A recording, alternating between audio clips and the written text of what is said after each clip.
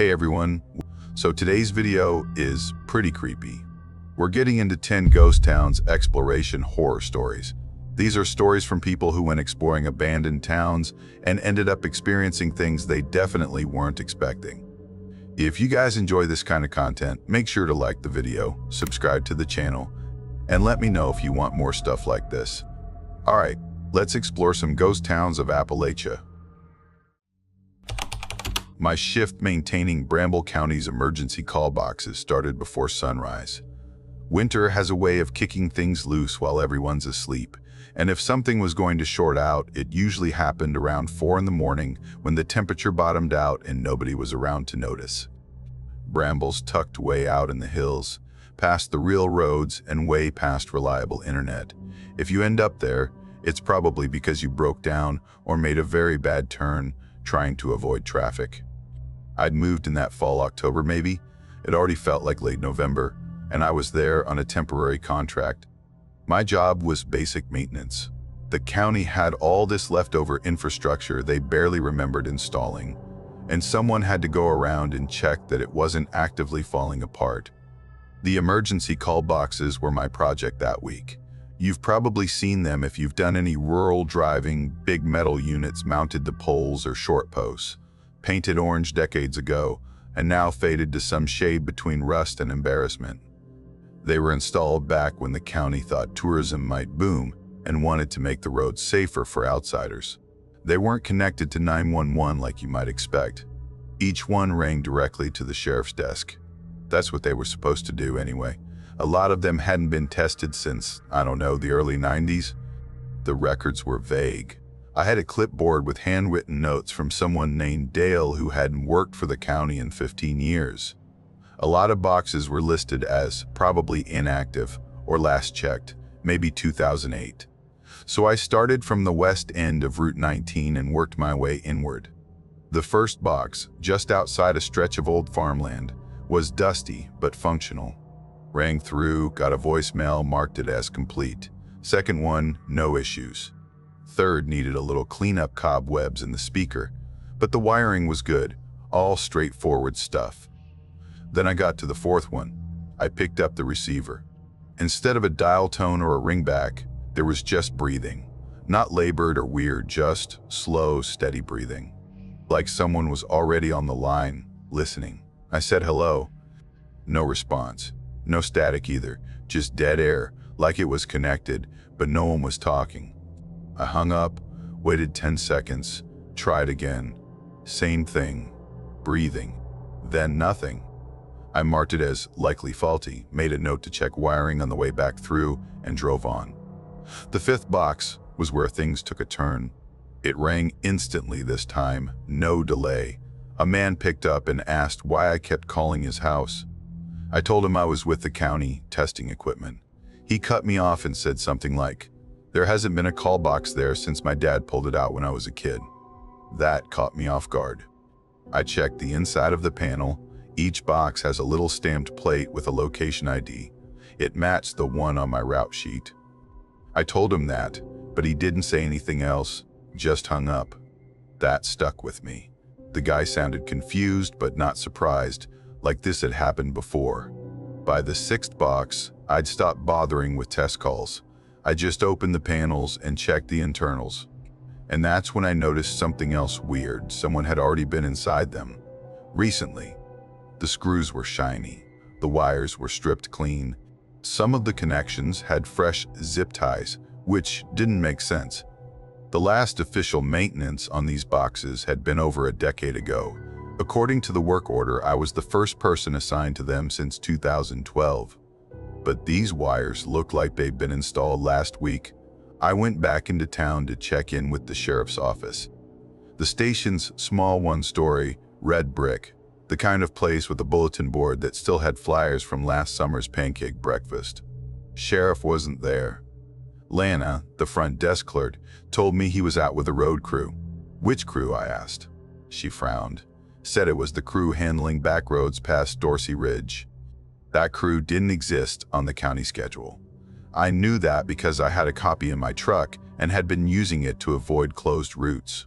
She seemed surprised when I told her that, but didn't argue. Instead, she pulled out a paper map from under the desk and started circling the boxes I'd already covered. Then, casually, she added 3 more I hadn't been told about, just hand-sketched in locations like they were obvious. "They're old backups," she said. "Legacy installs. Might not be in your notes." I looked at the addresses. One of them caught my eye. It wasn't on any road I could remember. I asked if she was sure it was real. She just said, "Been there longer than I've worked here." I followed the directions that afternoon. It took me past the plowed routes, then past even the parts where mailboxes had names. This road, if you could call it that, was barely wide enough for one car, and it twisted downhill between bare trees and iced-over ditches. At the end of the line was a single call box. It was bolted to a crooked wooden post, half covered in snow, with the door hanging wide open. The handset was gone. Nothing inside except the metal bracket and a bit of wire poking out like it had been ripped loose. I took a few photos, wrote it up as vandalized, and turned back toward the truck. Then it rang, softly, just once. But enough. I turned. The handset was back, not hanging loose neatly in place, like it had never been missing. I hadn't heard footsteps. No car. Nothing. Just the handset back where it belonged. I walked back and picked it up, slowly. It said my name. No static, no delay. Just a voice, calm, unhurried, saying my name like it was confirming a delivery. I didn't ask how they knew. I asked who it was. They said they were calling from town. I told them that wasn't possible. They said I was mistaken. Then they asked if I could confirm where I was standing. I hung up, walked faster this time, made it back to the truck, turned the key. The engine cranked once. Dashboard lights flickered. Then everything went dark. The call box rang again. I didn't answer. Just put the truck in neutral, pushed it until gravity picked up the slack and coasted. I didn't stop until I saw the first streetlight in Bramble proper. Back at the motel, I didn't bother checking out. Just left the key on the front counter and drove east until I hit cell service. I didn't care what town it was. I just needed to see bars on the screen again.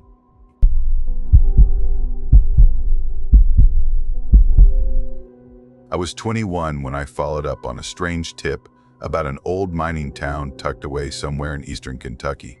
It came from a friend of mine named Clay, who lived out in Hazard. He mentioned it offhand, like it was some weird bit of local trivia he'd never bothered to check out himself.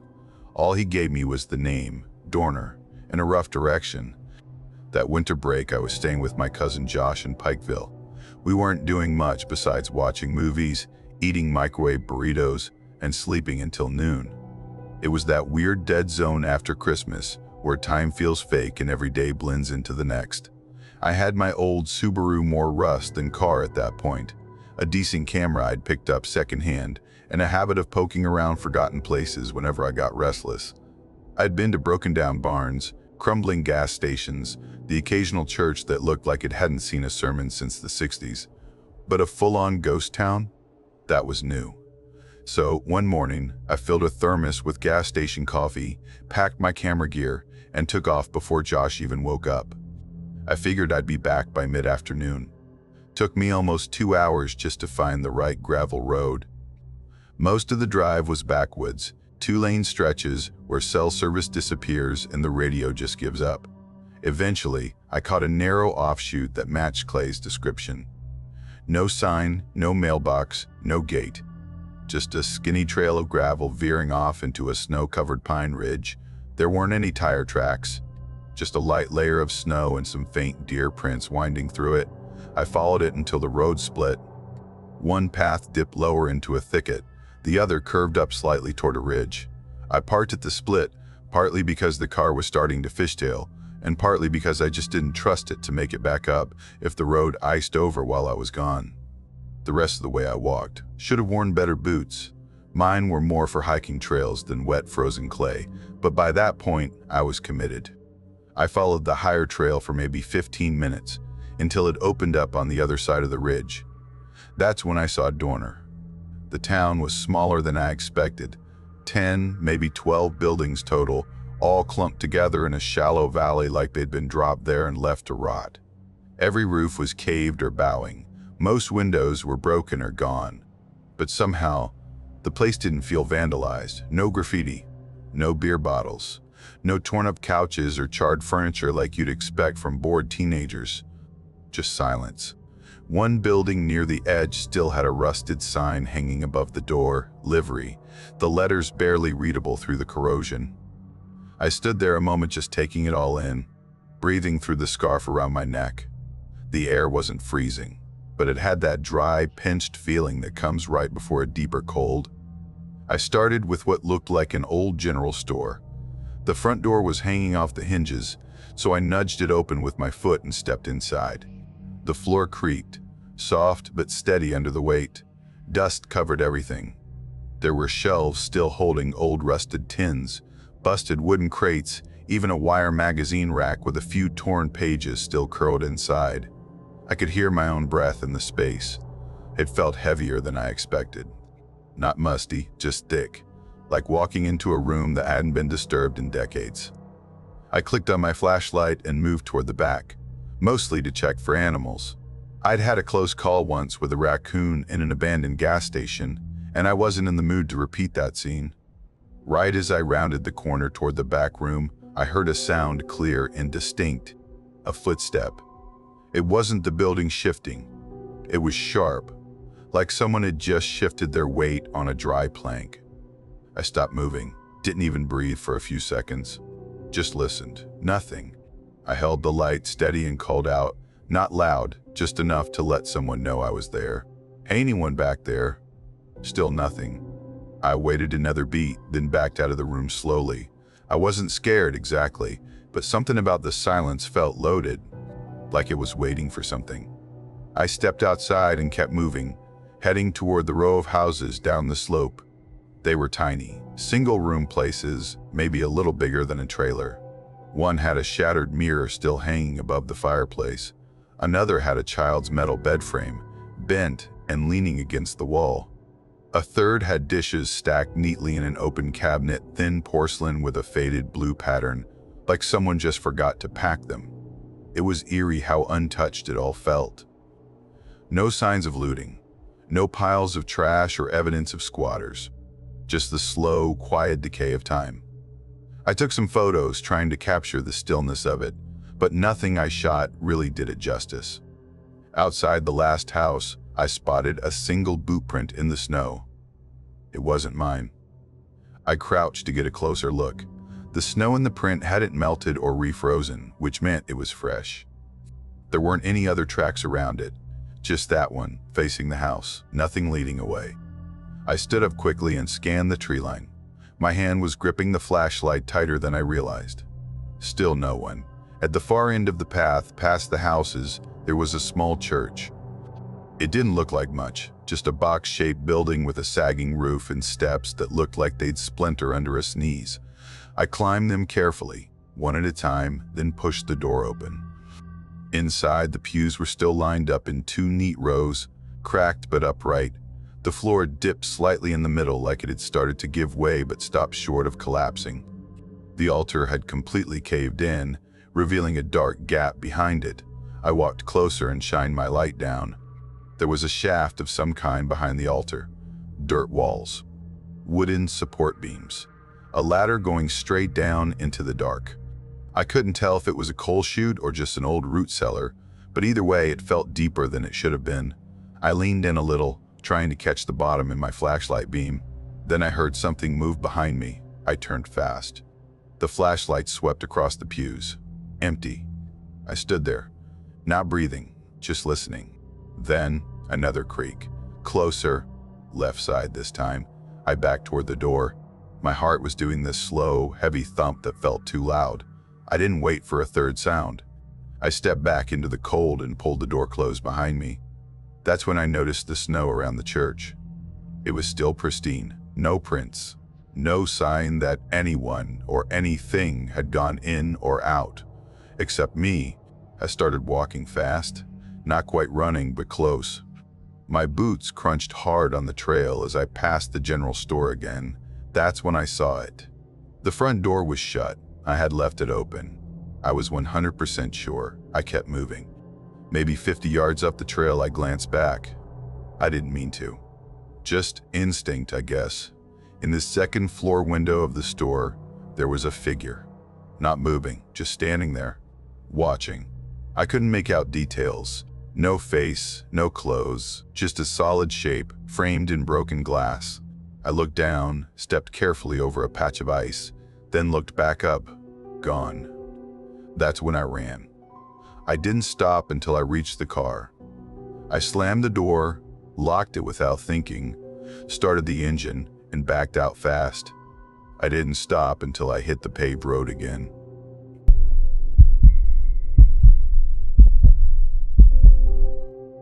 My cousin Milo had this long-running obsession with abandoned places. He was into real ghost towns, buried mining camps, old settlements that dropped off the map decades ago. He'd scroll through internet forums at night like most people doom-scroll social media. Still, that winter, my job at the ski resort in Glenmere shut down early after a dry season, and I had nothing going on. So when Milo said he had a new spot somewhere called Amber Hollow, I agreed. We were staying down in Ironfield, a fading town tucked into the Blue Ridge region of Southern Virginia. We'd been crashing at Milo's friend Julian's place, who had a tiny house behind a gas station that hadn't updated its signage since the 80s. Milo had been digging through local mining company records and old post office logs and swore he'd found a town that didn't exist anymore, not on maps, not in any current records. Just a few scattered mentions in century-old documents, and a topographic map from 1961. According to him, Amber Hollow used to be a coal settlement. We packed light, Milo's rule. A single tent, sleeping bags, enough canned food for 2 nights, headlamps, thermal layers. The forecast had called for a cold front, but nothing too brutal. We figured we'd hike in, explore the town, sleep one night, hike out. Easy. Except, of course, nothing ever goes as easy as you plan it. The drive took nearly 4 hours. Most of it was on rural highways, but the last stretch was just gravel and forest. No signs, no cell reception. Eventually, we stopped the car where the forest just looked slightly less dense and found a set of half-collapsed stone steps leading upward through the trees. Milo checked his map and grinned like a kid. "This is it," he said. We hiked for almost an hour, the snow crunching under our boots in loud, brittle pops. There was no trail, just a faint depression in the brush and a few rusted fence posts poking out of the snow here and there. Everything was gray and frozen and absolutely silent, which made every sound feel like a warning. The sun was already low by the time we crested the ridge and got our first look at Amber Hollow. Honestly, it was more intact than I expected. There were maybe 5 buildings still standing, though standing was generous. 2 storefronts were half collapsed into themselves. A couple of cabins leaned at strange angles, and at the far end, what looked like a church stood like a tooth missing its roof. The snow gave everything a kind of washed-out look, like the world had just stopped coloring itself. Icicles hung from windows like claws, and behind one of the cabins, a rusted metal swing set stuck out of the ground at a weird angle, one of the seats buried under the ice. Milo was ecstatic. He had that look he always got when he found something people forgot. I was more focused on the fact that it was getting colder by the minute. I suggested we set up the tent fast before the sun dipped. Milo said we'd be better off sleeping inside, warmer, more sheltered. He picked the cabin that looked least likely to fall apart on top of us.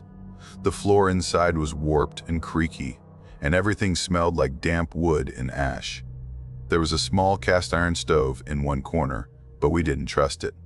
Along the baseboards, frost had started to creep inside, slowly curling up the walls. An old pair of boots was still tucked under the rusted bed frame. In the hallway, a long crack ran down a mirror that still clung to the wall, dusted with cobwebs and something that looked like soot. We didn't talk much that night, ate cold beans and crackers, listened to Milo ramble about coal company hierarchies. I mostly nodded and tried to ignore the weird pressure in my chest. Not fear exactly, just that sense that we were in a place we weren't meant to be. Sleep didn't come easy. I'd drift off, then wake up to these soft creaks like footsteps or the shifting of weight on old wood. I kept telling myself it was the building settling or snow slipping off the roof. But around 3 in the morning, something finally pulled me out of whatever half-sleep I was in. There were fresh boot prints in the room, right on the dusty, frost-covered floor. Starting at the door, walking right up to my sleeping bag, then looping back toward the far wall. The one without a door. I stared at them for probably a full minute before I realized I hadn't taken a breath. Milo was still out cold, snoring softly. I didn't wake him. I just pulled my blanket tighter, turned toward the wall, and waited for the sun. By morning, the prints had started to fade, but they were real. Milo wanted to keep exploring. I didn't push back. We headed over to the general store. It was barely holding together. Half the roof was gone, and the air inside felt colder than it did outside.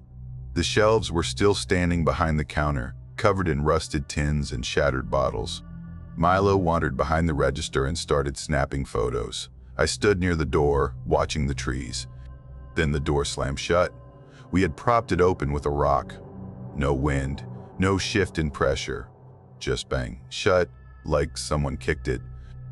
A gust of cold air hit us from behind, sharper than anything we'd felt so far. Milo turned, his mouth half open.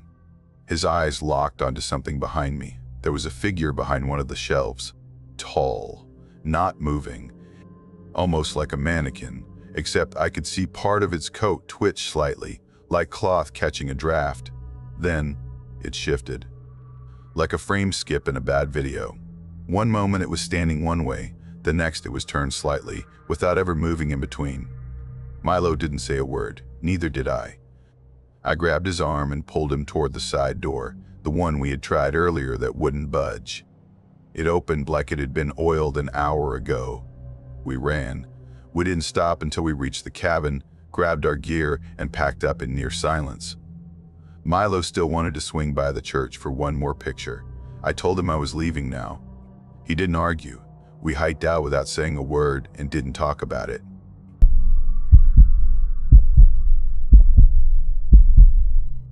We were headed through the hills in southern Virginia, chasing some scenic route I can't even remember the name of now. By late morning, it was already coming down hard. Real heavy, fine snow that blurred everything past the windshield. Visibility dropped fast.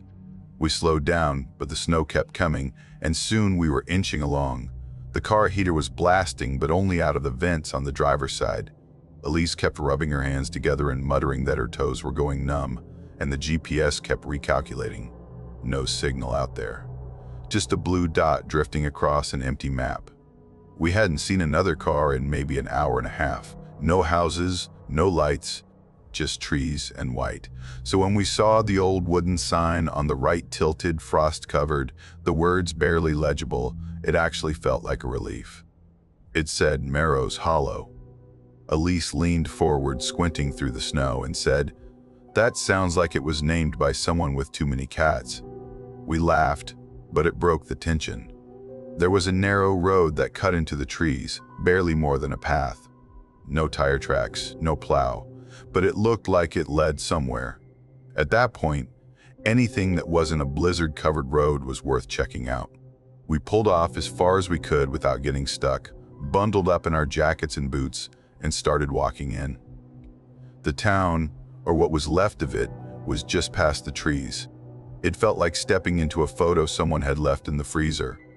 Everything was still, just completely, weirdly still. There were maybe a dozen buildings total, wooden, faded, warped from age. Some were partially sunken into the snow, others tilted like the earth underneath them had shifted. A small church stood at the far end, the steeple cracked down one side. There was a post office with old letters still pressed behind the cloudy glass. The rest were houses, spaced evenly along what must have once been the main road. No signs of life. No footprints, no tracks. No sound.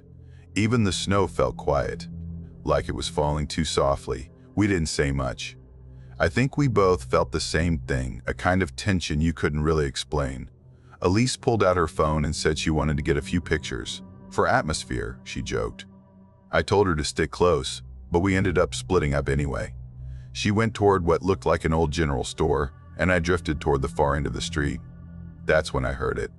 A soft creaking under my boots.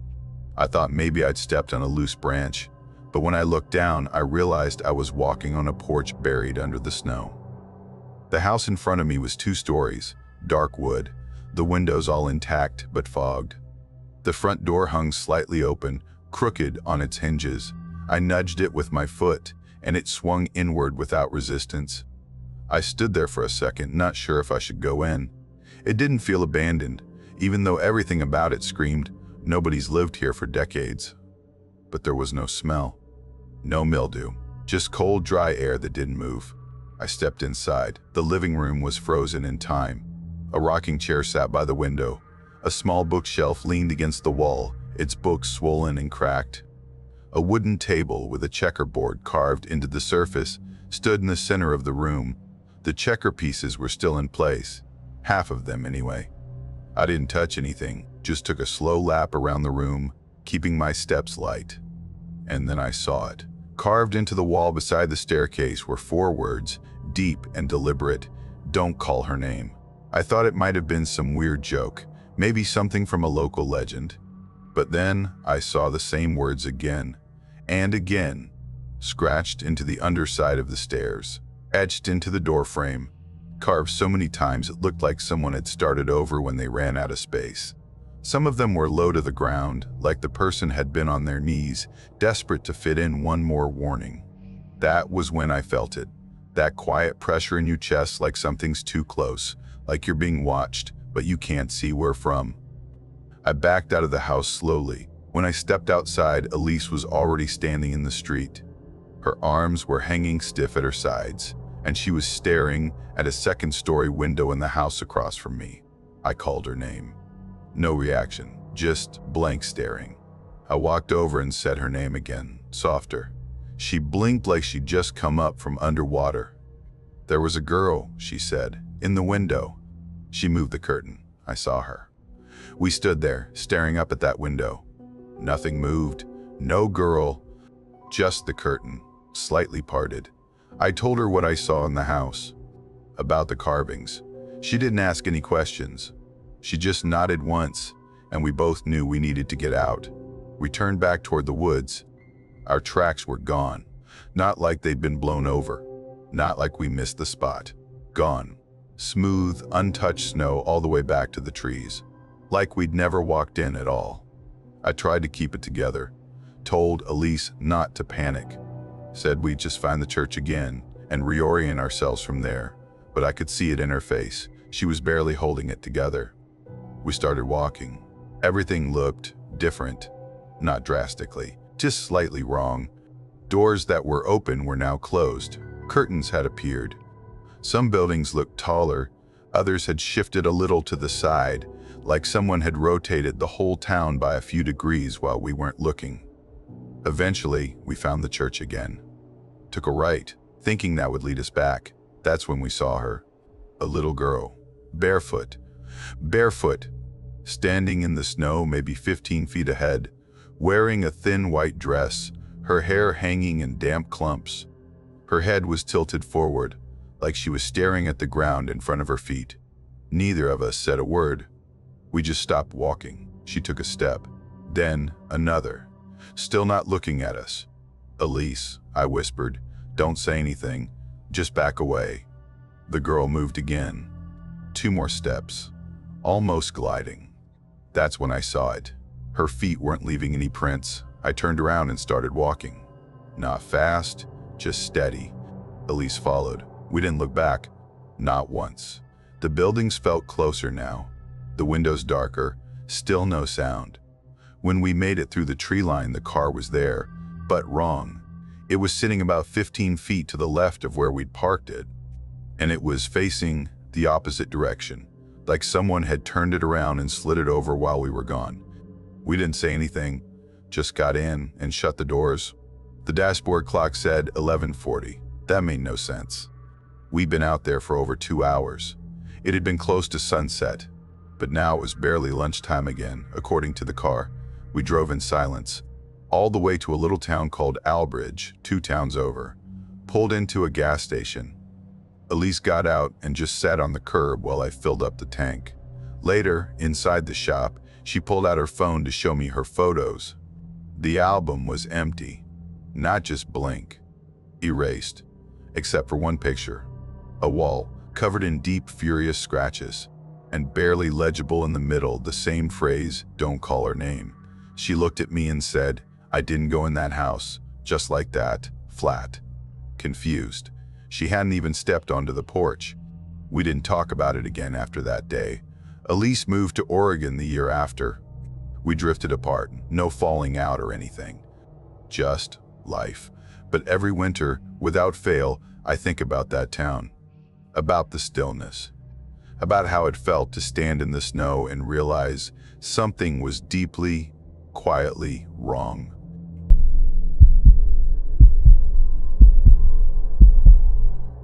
My brother Milo had been working on this long-shot project for months, a photo essay about forgotten mining towns buried deep in the Blue Ridge. He was all in on the aesthetic, cracked wood siding, rusted signage, peeling wallpaper, that sort of decaying Americana stuff. I wasn't totally sold on spending 3 days trudging through the snow with camera bags, but he needed drone footage and claimed I was the only one he trusted not to wreck his gear. So I said yes, mostly because he wouldn't stop texting about it. We had a list of 3 towns to hit. 2 were still barely marked on old maps. The third, Creswell Hollow, wasn't listed anywhere. Milo had found it in a dusty land record at the Ashe County Courthouse, tucked in the margin of an old deed with nothing but a vague directional note and a pair of latitude-longitude coordinates. When he typed them into his GPS, nothing came up. Blank space. That only made him more excited. We went out the first week of December. Snow had dropped heavy earlier that week, and by the time we got into the mountains, everything had this muffled, frozen look to it, the kind of cold that cuts through every layer. I think it was maybe 20 degrees, tops. My thighs went numb about halfway through the hike, and I kept having to stop and rub my fingers just to keep circulation. The truck didn't make it all the way. Around midday, we hit a ridge and the tires gave out completely, stuck in a drift. From there, it was a 3-mile hike over patchy ice and crusted over logging roads. By the time we actually reached the valley, the sun had already dropped low and everything was washed in that gray-blue color that makes it hard to tell what time it is. The place felt like a depression in the world, quiet, empty, sunken in. Creswell Hollow had maybe 12 buildings left, give or take. Wooden frames, mostly intact, slumping inward like they were trying to hide from the cold. A few had roofs caved in. One looked like it had just folded in half. There was an old general store, or something close to it, with half a sign swinging above the door that read DRY and Feed in barely visible paint. No tire tracks, no footprints, no beer cans or cigarette butts, which was weird. Even the most out-of-the-way places usually had some sign of other people, teenagers, campers, vandals. This didn't. The trees didn't help.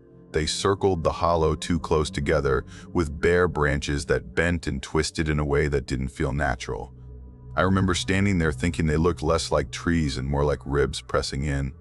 We picked the biggest building left standing to set up camp. 2 floors, a partial roof, 1 intact staircase. The inside was a mess. Sagging floorboards, wallpaper curled back like skin, broken furniture iced into the floor. But it had 4 walls and wasn't full of snow. That was enough. Milo got to work immediately, bouncing from room to room with his camera, totally in his zone. He was especially obsessed with this upstairs bathroom that still had a clawfoot tub coated in frost. Every time I saw him, his beard had a fresh layer of condensation frozen into it. He loved it. Just before the sun disappeared, I took the drone out. I figured it'd be good to get a full sweep of the valley while there was still light. From above, Creswell Hollow looked worse, like a sinkhole with buildings scattered inside. The ridges closed in tight around it. I flew the drone higher, trying to capture the full outline of the place. And that's when I saw them. Footprints. One set, coming from the far end of the tree line. They moved in a straight line across the snow, clean and deliberate, headed directly toward the house we were staying in. They stopped at the front steps. I froze for a second, just watching the drone feed. Then I pulled it back. Fast. My hands weren't steady after that. I didn't say anything to Milo. I told myself it could have been an old trail, someone who'd passed through weeks ago, maybe a hunter. But the snow was fresh. You'd think you'd see where they came out or where they went next, but it was just those prints. Clean, deep, ending at our porch. We ate dinner huddled around the fireplace that night, some freeze-dried food and lukewarm whiskey. The heat didn't go far, and every time the wind hit the house, the whole place creaked like it was trying to shift away from itself. Milo fell asleep easily, passed out in his sleeping bag inside the tent we'd set up in the living room. I stayed up longer, throwing in whatever wood we could find. Around 1 in the morning, I woke up needing to pee. One of those freezing cold wake-ups, where every part of you protests. I grabbed my boots, pulled on a coat, and stepped outside. No wind, no movement. Just the kind of stillness where every sound you make feels like a violation. I walked around the side of the house. I was almost done when I heard the front door behind me creak open. Not fast. Just that slow, hesitant sound of old hinges giving way. I turned around and whispered, "Milo?" No answer. Just the door continuing to groan open an inch more. I walked back around the front. The porch was empty. The door was wide open. Inside, Milo was still zipped up, snoring. He hadn't moved. I shut the door, locked it, wedged a chair under the knob like I was in a motel with a broken lock. Then I lay down fully dressed and didn't sleep again that night. The next morning, I went to check where I'd seen the footprints. Gone. Not melted, not covered, just gone. Like the snow had refrozen smooth. That whole section by the woods looked untouched. We didn't say much, just kept moving. Shot photos.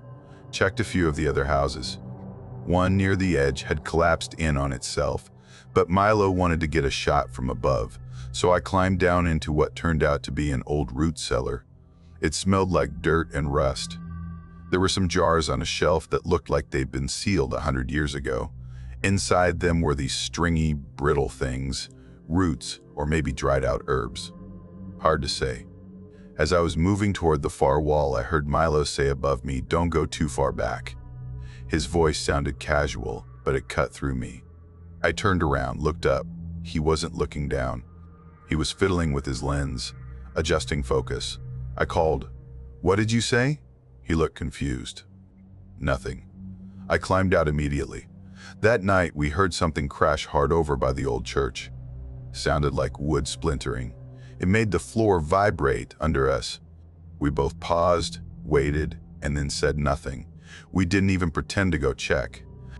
Sometime around 4, I heard footsteps in the hall. One step, then another, slow, not trying to hide, just walking, deliberate. The hallway was wood. The steps echoed. I didn't move. Across from me, Milo's eyes opened.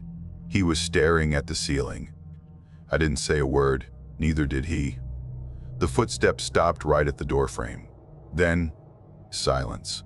I think I held my breath for 2 full minutes before the fire finally cracked behind us. We didn't speak. We just lay there until the light outside turned blue. At sunrise, we packed, didn't eat, didn't discuss anything, just stuffed gear into bags and got out. Back at the truck, as the engine finally rumbled to life, I looked over and asked, "Did you see the prints?" He didn't answer right away. Then he nodded. "I saw them," he said, but I didn't want to say anything because I also saw someone. I blinked. Where? In the trees, just inside the line, watching. Right before you brought the drone down. We didn't talk the rest of the ride. Later, at home, we pulled up the drone footage. The video cut out just before the end battery died. But in the last frame before it froze, right at the tree line, was something. Not quite a person.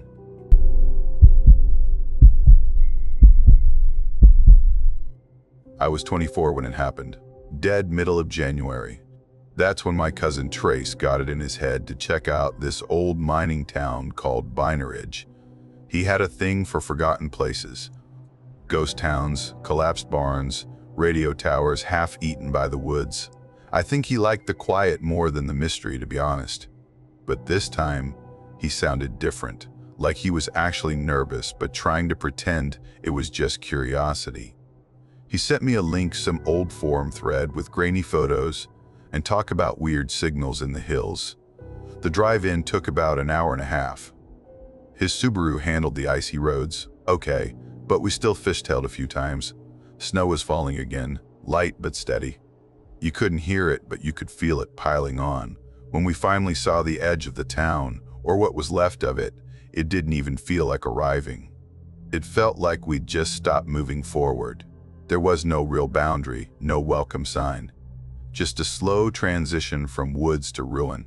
We parked near what used to be a church. You could tell by the shaped, narrow, tall front with a rotten steeple still clinging on. The bell was long gone, probably stolen or sold off years ago. The windows were broken, and the door had fallen in on itself. Just piles of wood and snow now. Trace had his camera, a flashlight, and that little shortwave radio he was obsessed with. He called it a mood enhancer, which usually just meant he liked it when the static got weird. I brought gloves, with holes in the fingers, of course, my own flashlight, and a granola bar I never ended up eating. The town was barely a handful of buildings. Maybe 4, that still had walls, and another couple that were just frames. Old wood, warped and blackened by time. Some of the porches were still standing, though they groaned like they didn't appreciate the company. Trace wanted to start with the schoolhouse. Said he'd seen something about it online, how it was mostly intact and still had the original chalkboard. I didn't really care where we went first, but something about the school felt off even before we got inside, like it was holding its breath. The front doors were useless, hanging like broken ribs. We climbed in through a side window that had been shattered long ago. Glass crunched under my boots when I landed inside. It was warmer the second we got in. I noticed it immediately. At first I thought maybe it was just a break from the wind, but no, this was heat. Actual heat, the kind that sinks into your sleeves and makes your face feel flushed. I looked at my breath. Nothing. The floorboards creaked under my weight like dry wood in the middle of summer. The contrast hit me hard. It wasn't just a little warmer. It was wrong. I told Trace, but he was already tuning the radio, spinning the dial slow like he was listening for a familiar voice. Then it started. The radio let out this tone high-pitched, rising and falling, not a whine exactly. More like metal being dragged, but in a deliberate rhythm. It wasn't feedback. It had pattern. Trace stopped moving. He didn't look scared, but he was paying attention now. "You hear that?" I asked. He nodded. "Yeah. It's answering the static." I didn't know what he meant at first, but then I saw it. Every time he moved, lifted a hand, turned his head, the sound shifted. Hiss, pause, then another tone. I stepped forward. The radio hissed again. It was synced to us, reacting, like it was listening. I didn't want to test it further. I backed toward the chalkboard. It was still there, tilted, dusty, smeared with faint white streaks. Behind it, leaning against the wall, was this old pane of glass, probably from a door or cabinet. That's when I saw her. In the reflection, not the room, a woman kneeling. Her back was to me. She wore something dark, burgundy maybe, or deep brown. The light made it hard to tell. It looked like a uniform. Heavy fabric, long sleeves, hood up. Her hands were folded in her lap. Still, perfectly still. I turned around. Nothing. Just me, Trace, and the half-collapsed walls. I looked back at the glass. She was closer. Not moving, just closer. I didn't say anything. Trace was still caught up with the radio, scanning the ceiling now, muttering something about the signal doubling. I couldn't look away from the reflection. Then there was a creak, louder this time. Overhead, Trace pointed the camera up. I followed with my flashlight. There was something on the beam, perched above us like a gargoyle, human-shaped, but not. It had limbs, but they didn't rest right. Bent at angles that felt unfinished. The whole thing looked flat, like it wasn't made out of flesh or cloth or even wood. It didn't reflect light. It absorbed it, a person-shaped hole in the ceiling. It didn't move, didn't flinch or shift or twitch. It just was, sitting there, over our heads like it had been waiting. My skin went cold, even in the heat. I didn't feel watched. I felt like I'd already been known. "Let's go," I said, trying to keep my voice steady. Trace didn't answer, just kept filming, mouth slightly open, like he wasn't sure what he was looking at, like his brain was still buffering the shape. I didn't wait. I climbed back through the window, dropped into the snow, landed hard, but I didn't care. A second later, Trace followed, still gripping the radio. It was howling now, just this unbearable, high-pitched scream of static. We didn't talk. We didn't look back. We just ran, past the church, past the buried path, back to the car, throwing the gear into the back and slamming the door shut. As soon as we did, the radio went dead. No static, no tone, just nothing. The silence in that car was louder than the radio had ever been. Trace didn't say a word the entire drive back. Neither did I. We didn't even look at each other. I think we were both trying to pretend it hadn't happened. If we didn't talk about it, maybe it would just evaporate, fade into a weird memory. But it didn't. 2 months passed, then Trace called me one night. Late. I was already in bed. I answered without thinking, expecting something casual. But he was breathing hard, panicked, quietly frantic. "She's in my apartment," he said. I sat up. "Who?" "The woman. The one kneeling. You saw her, didn't you?" I didn't say anything. I hadn't told him. Not about the glass. Not about her. Not a single detail. But he knew. He said she didn't appear in person, only in reflections. First in the oven door, then the dark of the window at night, once in the TV screen when it was off. Always kneeling. Always silent. Always silent. He said he hadn't slept in days. I tried to say something. Anything. But I didn't know what would help. The next morning I went to make coffee, poured water, grabbed a mug, set it in the microwave. I looked into the door. She was there, kneeling behind me, hood up, hands folded, same burgundy cloth. I dropped the mug. It shattered on the tile. That was last winter. I haven't seen Trace since. He stopped replying to texts. Calls go straight to voicemail. I went by his place last week. It was cleared out. Landlord said he left without giving any reason.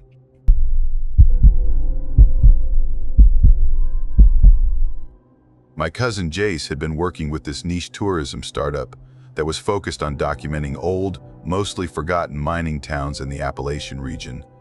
That winter, he called and asked if I wanted to tag along on what he called a cold recon. He said it was about 2 hours outside Elkins, but not on any real road anymore.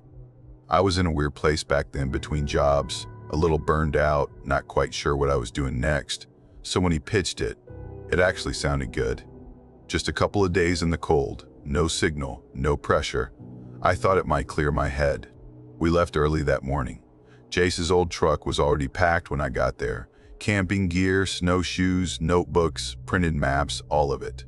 He'd even laminated the site layouts. He always over-prepared.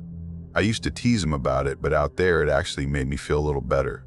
Jace had a theory about the place. It didn't even have a proper name anymore. Locals just called it Split Rock, supposedly because of a rock formation near the ridge that had cracked in half decades ago. But Jace thought it used to be a coal town called Bell Ridge, based on some partial documents he found at a county archive. According to him, there had been a mine collapse in the late 20s, bad enough to get the whole area quietly written off, the kind of bureaucratic erasure that happens when no one important dies. By midday, the road had turned to icy dirt, and about a mile out, it disappeared entirely. We had to park and strap on snowshoes. I remember standing there strapping mine on, feeling that first bite of cold on my face and thinking, this is either going to be really peaceful or really miserable. Turned out it was neither. The hike in wasn't easy. Snow came up to mid-shin in some spots, higher in others. The forest thinned the closer we got to the ridge, and then, suddenly, we were there. We crested a small rise and looked down into a shallow gully, and there it was, split rock. What was left of it anyway? 6 or 7 buildings, maybe, most of them reduced to half walls and collapsed frames. Snow covering everything in a soft, even blanket. But right in the middle, one house still stood. 2 stories, no roof, but the walls held. Beams still crossing the top floor like ribs. It looked like it should have fallen years ago. Jace lit up. "That's the foreman's quarters," he said, his breath clouding. "Same layout I saw in Pulaski. Same builder." He was already digging through his pack, pulling out notebooks, measuring tape, a compact camera. He wanted to explore all of it, but with the snow the way it was, we figured we'd start with the biggest structure, the house. Inside, it was colder. Still air, no movement. Not even a breeze cutting through the broken windows. I remember thinking it was too quiet, but not in a spooky way, just unnatural. Like the air was thick, but not heavy. We didn't talk much while we explored. Jay scribbled notes, took photos, knelt down to look at joists and foundation beams. I wandered through the back rooms, careful not to slip. That's when I found it. Tucked into what I think used to be a pantry, behind the broken frame of a shelf, this little pile of porcelain doll heads. Maybe 8 or 10. All cracked, none with eyes. Not a single full doll. Just heads. I didn't say anything. Just stepped back and went out to find Jace. I didn't feel right in that house after that. We made camp on a little flat patch above the town. From up there, we had a clear view of everything. Jace got the fire going while I boiled some instant coffee. He pulled out that laminated plat map again, started lining it up with what we'd seen. He told me a story. Some old guy in Grafton had told him the mine foreman had once sealed off the entrance during an accident. Not to trap the gas, but to keep the injured workers from coming back up. Said he was afraid they'd bring something with them. Disease, madness, it wasn't clear. Sounded like a ghost story to me, but Jace believed every word. That night, I couldn't sleep. It was like the silence from the house had followed us up the ridge. Even the trees didn't move. I lay there staring at the roof of the tent for what felt like hours. At some point, I noticed Jace wasn't in his sleeping bag. I unzipped the flap and saw him standing outside, perfectly still, facing the town. I figured he was just thinking, or maybe needed a break from the stuffy tent, but he didn't move. I called out, "Jace?" Nothing. I got up, pulled on my boots, crunched through the snow to him. When I reached him, I noticed his arms, straight down at his sides, rigid. He wasn't shivering. He said, without turning, they used to keep them in that house, the ones who made it out. I asked what he meant. He just shook his head, turned, and walked back to the tent. Crawled in. Didn't say another word. The next morning, he acted like nothing happened. Cheerful even. I tried to bring it up and he just smiled and said, "Probably dreaming, man. Long day yesterday." I let it go. Later, we checked out the remains of what had been the post office. It was barely there. 3 walls and part of a roof beam, just enough to give you a sense of where mail might have been sorted 100 years ago. Inside, along the wall, were names, carved deep into the wood in rough lines. Most were too worn to read, but one stood out. Clear, like it had been cut just yesterday. Lorne. That's my name, and I've never met another. I stared at it long enough that Jace had moved on to the next building. When I finally pointed it out, he barely glanced at it. "Weird coincidence," he said, and kept walking. The next 2 days got weirder. Jace kept saying the layout didn't make sense, that the foreman's house shouldn't face the mine shaft, that no other site he'd ever seen was designed like this. He was fascinated. I just felt wrong. I started seeing things, just flickers, movement behind broken walls, or between the trees when I turned my head. Nothing definite, but enough to keep me tense. I didn't say anything to Jace.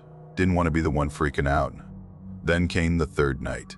We were boiling water, packing up gear to start early in the morning. That's when we heard footsteps behind us. Slow, crunching snow. We both froze. Jace grabbed the flashlight, swung it around. No one was there, but we saw prints. Bare feet. Coming from the tree line. They stopped about 10 feet from our fire. No turn, no retreat. Just ended.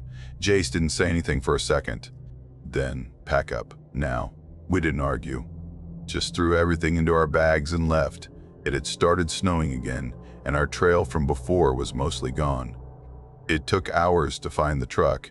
Jace didn't say much, but I caught him mumbling a few times. Once, they watched the ridge.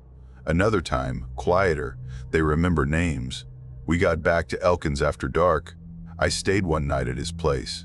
Neither of us said much. The next morning, I caught a bus home. A few weeks passed, no word from Jace. Then he called.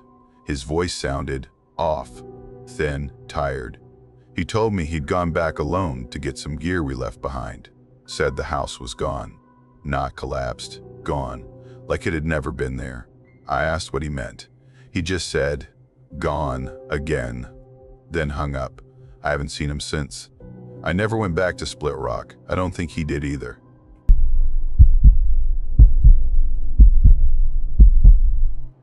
The weekend before Christmas, I took my dad's old pickup and headed out to a place called Larkspur Hollow. It's this stretch of Appalachian backwoods that barely shows up on GPS, unless you zoom way in. After a while, watching wasn't enough. I wanted to try it myself. I'd come across a barely documented ghost town called Merriwick. There was almost nothing about it online. Just a grainy scan of an old newspaper from the 1930s that mentioned a mining accident, 2 men killed in a shaft collapse, and a slow but total evacuation over the next year or so. It didn't even say what they'd mined there. The article just called the area unsuitable for long-term settlement. That was it. I packed light, some snacks, snow chains, flashlight, backup battery, a thermos of black coffee. I found the pull-off around mid-afternoon, completely overgrown, with what was left of a guardrail collapsed into a ditch. From there, I had to hike maybe 15 minutes through the trees. The town was exactly 6 buildings. They sat crookedly along a half-paved road, leaning inward like they were confiding in each other. It gave me this weird impression, like the buildings had been whispering behind my back and all went quiet when I showed up. It was probably the wind, but even the trees felt still. I started recording on my phone. Just basic walkthrough stuff, commenting quietly to myself. The first building looked like a church, so I headed there first. The roof had partially collapsed, but the front door hung open. Inside, the pews were broken down the middle, like someone had stepped on them repeatedly. The pulpit was cracked and slanted against the wall. Moldy hymnals had fused together on the floor into one bloated block of paper, but it was the back wall that stopped me. Dozens of leather belt straps had been nailed into it, spreading outward like roots or veins. And in the center, an old crucifix upside down. I'm not religious, but I grew up around churches. This didn't feel dramatic or staged. It didn't feel like graffiti or some edgy teen thing. It felt quiet, careful, like someone had done it slowly, with a very specific intention, something private, something they didn't expect anyone to see. I didn't record that part. I don't know why. I just didn't. When I stepped back outside, I noticed the snow behind me. My boot prints didn't match what I remembered. I'd walked straight in, turned right, then straight back out. But now the snow looked crisscrossed, too many steps. One trail wandered off behind a building I hadn't touched. That gave me a moment's pause, but I didn't leave. I convinced myself they were old tracks, or animal prints that had melted into odd shapes. I moved toward the next building. Looked like it had once been a general store. Inside, it was darker and somehow even colder than outside. Shelves lined the walls, mostly empty, except one near the back. On it, there were maybe a dozen glass jars, spaced evenly apart. They had cloth lids tied down with twine. Every jar was identical. I picked one up. It was heavier than I expected. When I untied the lid and pulled the cloth off, there was just a scrap of folded paper inside. Burned along the edges, written in faint blue pencil were the words, "You came back." I blinked, stared at it for a few seconds, then carefully folded it again, put it back, and placed the jar exactly where I'd found it. As I turned, my backpack clipped the shelf. Another jar toppled and shattered on the floor. I froze. Inside that one was no paper, just a tight clump of dark hair, almost black. It didn't look like it had been cut, more like it had been pulled out. That's when I left the store. I didn't run. I didn't look behind me, but I wasn't walking slow either. By the time I got back to the truck, it was just starting to get dim. The light had that flat, late December look. Snow around the truck had been disturbed, not just my own tracks. It looked like someone or something had paced around the driver's side. Circles, half loops, footprints dragging slightly at the toes. I got in fast. Inside, everything was cold. Not just winter cold, dead cold. My thermos was gone. The passenger seat was empty. The dash clock wasn't lit, even though I hadn't touched the battery. I turned the key. Nothing. Not even a click. Just dead silence. I sat there a minute, hoping maybe something had just frozen up. Tried again. Same thing. And that's when I saw the footprints. One set, coming out of the woods directly behind the truck. They were deep, wide apart, like whatever made them was heavy. But they didn't go anywhere. No return path. Just 10 or 12 strides from the trees, then they stopped. I got out. I didn't want to, but I couldn't just sit there either. And for some reason, instead of walking away down the road, I turned and headed back toward the town. No logic behind it. I told myself I was looking for supplies, maybe shelter. But honestly, the truck felt like the wrong place to be. I couldn't explain it. It just felt watched. The church was the only building with a door that still latched. I pulled it shut, braced a broken floorboard against the frame, and curled up behind what was left of the pulpit. It was already getting dark. No signal, no noise, just the hollow quiet of cold wood and distant trees. Around 5, I heard it. Not footsteps, not breathing, just a dragging sound. Long, slow, something moving through snow in one continuous pull. Then nothing. Then again, a little louder, a little closer. At one point, it was right outside the church. Then it stopped. I held my breath, didn't move. Didn't even flick on my flashlight. Later, maybe an hour, I heard a new sound. Just one, a single slow scrape, like a nail dragging across the outer wall. One long, perfect line. That was it. I didn't sleep, just sat there, stiff and alert, knees drawn up tight. At first light, I pushed the door open a crack. No footprints, nothing obvious. But circling the building were 4 full loops. One continuous trail dragged in the snow. Like someone had walked around the church 4 times with a stick or a cane. I walked back to the truck, keeping my eyes on the tree line the whole time.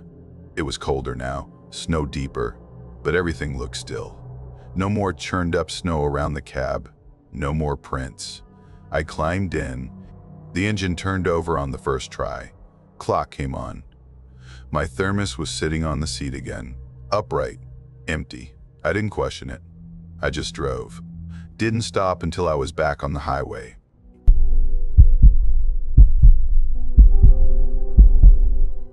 Three days into winter break, I was in the car with my cousin Eli, heading out toward the hills past Deer Bridge, chasing down a rumor he'd found online about some forgotten place out in the Blue Hollow region. We'd watched a few drone clips people posted, just shaky flyovers showing rooftops caved in under snow, faded signs half swallowed by trees. But someone in the comments said half the town didn't show up on any maps. Not satellite, not topographic, just a cluster of buildings that shouldn't be there. That's what got Eli hooked, and when he asked if I'd go with him, I said sure. Why not? We were staying with family outside Elmore, so the drive took about 4 hours. Long enough for the excitement to wear off a little. By the time we left the highway and hit the county back roads, we'd already lost cell signal. The pavement narrowed to dirt, then to packed gravel, then to a rutted mess that barely counted as a road at all. Snow started showing up in patches, not fresh or clean, but the crusted, half-frozen kind that crunches under your shoes and clings to the underside of your car like salt. Gray slush pooled in the low spots. The road got steeper. The trees crowded in tighter. Every now and then we'd pass what looked like a trailer long since abandoned, or a rusted mailbox hanging open like a broken jaw. By the time we crested the last hill, it felt like we'd slipped into another decade. maybe another century. Then, just over the ridge, the town came into view. Calling it a town might be generous. It was more like a loose scatter of 20 or so small buildings laid out with no real pattern. Some upright, others tilted, some collapsed into their own foundations. You could tell which ones had been homes, which might have been shops. One had a bell tower, though the bell was long gone. Maybe it was a church once. The whole valley was narrow, wrapped in by trees that had started reclaiming the land. No paths, no tire tracks, just snow and silence. There wasn't even a sign welcoming you to whatever this place used to be. Just a rusted gate slumped sideways on a fence that didn't really surround anything anymore. We parked on a patch of frozen grass near what looked like an old general store. The front window had shattered inward at some point, and snow had drifted across the warped wooden floor. You could still see outlines where shelves once stood. A register, long dead, sat at the counter under a blanket of ice. It was silent in a way that felt intentional, like the air had learned not to make sound. No birds, no animals rustling in the woods, just this heavy, low quiet that settled over everything. We wandered through a few more structures. One had a half-collapsed roof and smelled like wet stone and rust. Another had stairs leading to a cellar, but when Eli opened the door, it was just pitch black down there. We didn't go in. Eventually, Eli pointed toward the far end of the valley, where a few small sheds sat at the edge of the tree line, mostly sunken into snow. "Let's check those out," he said, already moving downhill before I could answer. I followed, slipping a few times on the icy slope. And that's when we both stopped. There was someone standing out there. At first, I genuinely thought it was a mannequin. They weren't moving. Just standing in the snow, dead still, maybe 50 or 60 yards out. Too far to make out details, but enough to feel wrong. It was too cold for anyone to be out like that. And then Eli said quietly, "She's barefoot." I squinted. He was right. It was a woman, maybe in her 60s. Thin frame, short gray hair tangled around her shoulders. She was wearing a faded flannel nightgown, the kind with those little pearl buttons and frayed sleeves. Her legs were bare down to her ankles, where you could see mud and something darker smeared up to her shins, blood dried and cracking around her toes. Her skin looked raw, like it had been exposed for too long. Her arms hung at her sides, and her eyes, they weren't focused on us. She was staring through us. Eli called out, not too loud, no response. We moved closer, slowly, carefully. She didn't flinch, just stayed rooted in place like the snow had grown around her feet. When we got within 10 feet, she finally spoke, without turning, without blinking. "Is this the road?" Her voice was rough, dry, like her throat had gone days without water. I stepped forward, asked if she was okay, if she needed help. She hesitated. Then, almost in a whisper, "I think I got out. I don't know where I came from." Her whole body trembled. Not from cold. It was deeper than that. The kind of shaking that comes from exhaustion or fear that hasn't let up in hours. I took off my coat and gently wrapped it around her shoulders. She didn't thank me, didn't react, just kept staring past us. Her eyes were locked on a fixed point somewhere in the trees. Eli asked her where she lived. She turned her head slowly, scanning the valley like she didn't recognize it anymore. "Here," she said. "I lived here. But it's wrong now." She started mumbling about fences, about trees she'd followed, trying to find her way. She said she didn't know how long she'd been moving. Her feet looked like they hadn't rested in days. We told her we had a car nearby, that we could take her somewhere warm.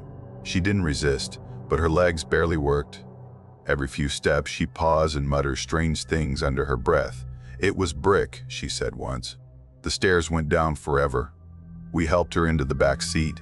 She sat with her hands folded in her lap, still trembling, eyes fixed on the woods again. I cranked the heat, tried to get her to drink some water from a bottle in the glove compartment. She took a sip, then went quiet again. Eli started digging through his phone, trying to find any historical records or missing persons reports from the area. No signal. He just kept flipping through saved articles and PDFs he downloaded from some old forums.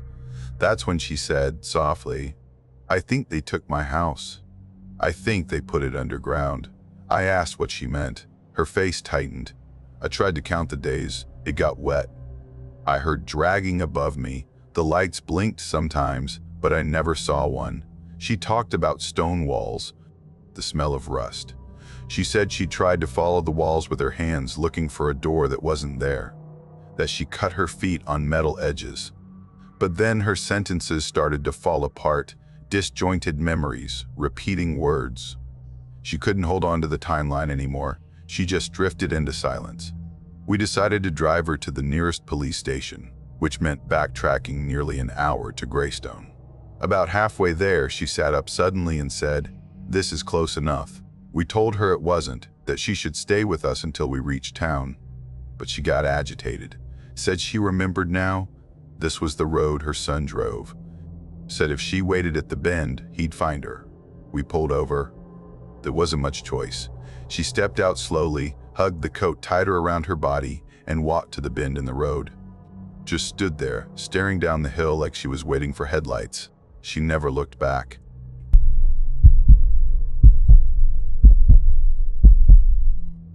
I was 17 when it happened. There's this half-forgotten ghost town called Carver Hollow, about 20 miles east of where I grew up in southern Westbridge.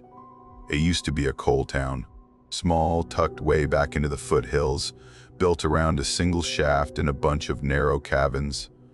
No one really knew why it was abandoned so quickly. Some people said the mine collapsed. Some blamed flooding. Others said the workers just packed up overnight and left everything behind. That part was true. People had found whole sets of dishes in cupboards, boots by the doors, coats still hanging, like they just walked out and never came back. Over winter break that year, my cousin Nate and I decided to go looking for it. We weren't ghost hunters or anything. We were just bored. His brother was off at college, and we'd borrowed his truck more than a few times without asking, so we figured why not. The snow that week hadn't been bad, and we didn't have anything better to do. Besides, it was supposed to be harmless, just some broken down buildings and raccoons. We took the truck out along an old logging road and parked when the trees got too dense, hiked the rest on foot. It was quiet out there, not the peaceful kind of quiet, just still. After about 45 minutes, we started seeing pieces of it. First a few beams, then part of a roof, and then suddenly there it was, Carver Hollow. The town wasn't big, maybe 6 or 7 structures that were mostly still standing, and a few more that were caved in. Most of them looked like cabins, small, bare, stripped of anything worth stealing. Windows smashed, doors half rotted. The snow had drifted into piles in every doorway, and whatever paths had once been there were long gone. We wandered around for a while, not doing much, just poking through the debris, kicking at frozen wood, half joking about finding a dead body. It didn't feel scary, just weirdly empty. Nate spotted a root cellar behind one of the bigger cabins and immediately dared me to check it out. Typical. So I opened the hatch and started down the stone steps. Got about halfway before the smell hit me sharp and sour, like wet mold and something that had been left to rot in the heat too long. I stopped, just stood there breathing through my mouth, trying not to gag. Didn't say anything, just climbed back out. Nate raised an eyebrow, said I looked like I'd seen something. I told him it was the smell. He didn't press it, but I could tell he was spooked a little. Suggested we head back, but I didn't want to leave just yet. We'd come all that way, ending the day on a dare-you-felt week. So we went to the last building on the far edge of town. This one was different. 2 stories tall, narrow porch in front, weather vane twisted sideways on the roof. It looked more solid than the others. Most of the windows were boarded up, and the front door was still on its hinges. We stepped inside. Immediately, we both noticed how cold it was, way colder than outside. Not just chilly sharp. That kind of cold that makes your gums ache and your fingertips go stiff within seconds. There was furniture still in place. A small table with 3 chairs. A stove. A few shelves with dusty jars, some empty, others holding cloudy liquids in pale shades of yellow or green. Nate tapped one of the jars with his finger and jumped a little at the sound. It echoed way louder than it should have, like the air inside was sealed too tight.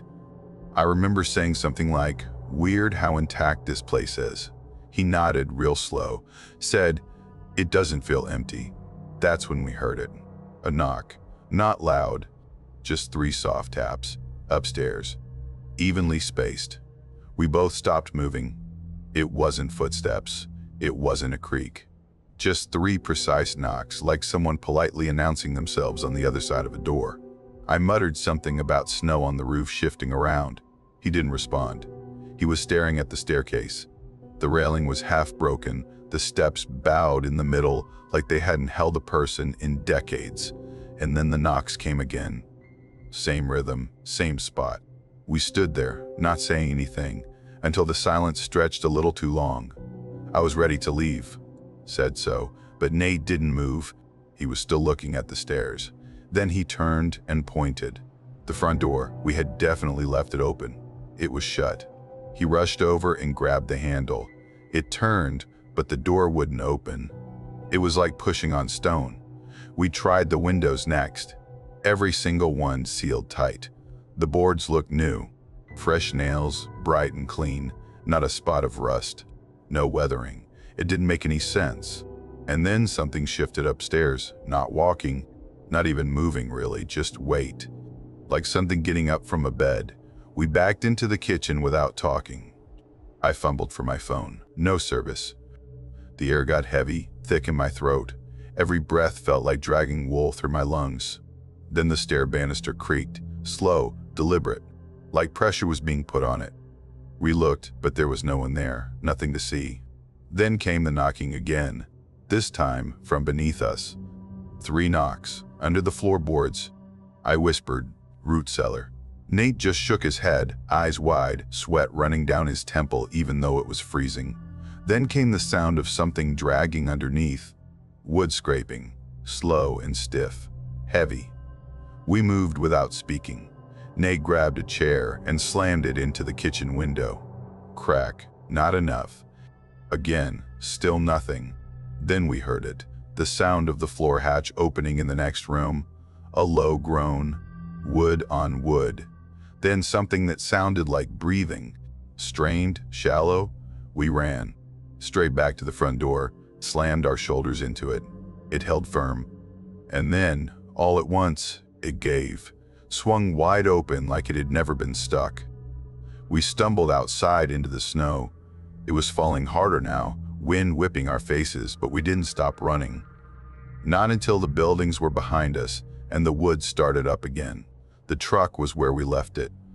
Driver's door hanging open, engine humming. Nate just stood there panting. Then he checked his pocket, pulled out the keys. Still there. We didn't talk on the drive home.